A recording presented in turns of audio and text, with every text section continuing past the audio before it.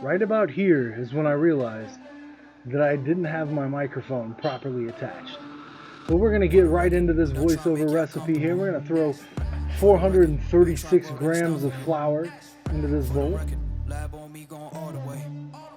You want to make sure you grab your sugar. It can just be regular household sugar, 31 grams. And this yeast packet here, I thought it was 21 grams of yeast inside the packet because that's what it said, but as you can see, I'm starting to realize that there's only 7 grams in this packet because it's all 3 combined, adding up to 21 grams. Now we're going to go ahead and add in a little powdered milk here. We're going to go with 30 grams of powdered milk. Now, not only did I mess up the voiceovers on this, or the audio rather, I also let my camera battery die at one point. So we're going to go ahead and patch this together the best we can as you're adding in your milk. And we're going to throw 9 grams of salt in here. Now we're going to go ahead and whisk all the dry ingredients together. And keep in mind, after whisking these together, you're going to add 41 grams of melted butter, 220 grams of lukewarm water, and 1 large egg. When you do that, you're going to throw it into your mixer. I started with the paddle mixer and then moved over to the dough hook as it firmed up a little bit. You'll know your dough is done when it's not sticking to the sides. The sides of your bowl should be pretty clean and it should come off the hook pretty easily. Now if it doesn't come off the hook easily, if it's sticking to the side, you might want to add a little more flour and keep going. Now we're going to take olive oil, we're going to pour it into the bowl, and we're going to go ahead and brush that up on the bottom and sides. And as you look at your dough here, before you throw it into the bowl, you'll notice that it's very spongy, it's very stretchy. You can drop it on the surface, it's not sticking, you don't need to add any flour. This is exactly the consistency you're looking for with your dough. Now go ahead and throw it in a bowl, cover it with saran wrap. It needs to be a large bowl because we're going to leave this here for about 2 hours until it doubles in size. So you're going to want to give it plenty of room to grow.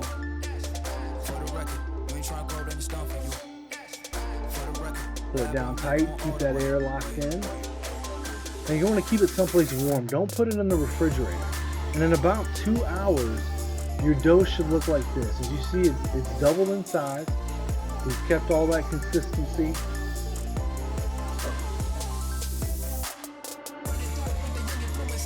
There you go. Perfect dough. Now you're going to divide that dough into about 6 equal parts. Now if you're looking for perfect dimensions, you might want to go ahead and weigh it out. If you're looking for perfect size or shape, you might want to use the pinch and pull method. I'm not worried about either of these, so I'm just going to divide it by eye and then just roll them out on my board here. I like my buns to look a little rough. I don't want them to be perfectly shaped. And I'm going to spread 3 of them out on a baker stone. You can also use a baking sheet, a cookie sheet. If you do that, make sure you throw some parchment down so it doesn't stick. Now you're going to wrap those buns up and give them about another hour to rest. And again, you'll see you got nice large buns here. Now the next thing you're going to do is put 2 eggs in a bowl, beat them. And then go ahead and paint them onto your buns. Try and get a good even coating. It's really going to make them brown nicely. It's really going to add to the appearance of them. And it doesn't matter if you get them on your cookie sheet or your baking stones. Give them about 20 minutes in the heat at 425 degrees. And this is what your buns are going to look like. They're going to be phenomenal. Look at the color on them, the character in them. Now I'm making these for buns, so I'm keeping them dense. I want the inside to be dense and spongy so they hold up when I put my meat and stuff on them. Now, don't forget, we're doing the Vitalware giveaway.